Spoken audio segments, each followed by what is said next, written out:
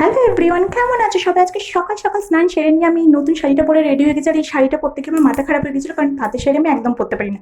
দিল্লিতে আসার পর থেকে মা আমাকে এই মন্দিরটাতে পুজো দিতে নিয়ে যাবে বলে, কিন্তু সেটা যাওয়া হচ্ছিল না। আজকে যেহেতু মায়েরও কোনো কাজ নেই আর আমার বড়বাবু বাড়িতে আছে, তাই সবাই মিলে চলে গেছিলাম এই মন্দিরে পুজো দিতে। মন্দিরে গেলে তো মনটা আলাদা রকমের শান্তি। দেন বাড়ি এসে এই টবগুলো পুরো ফাঁকা পড়েছিল, যেহেতু বাড়িতে অনেকদিন ধরে কেউ ছিল না।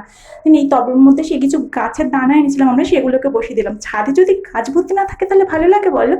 না, আবার রেডি হলাম, কারণ আজকে আমরা যাব ঘটকের বাড়ি।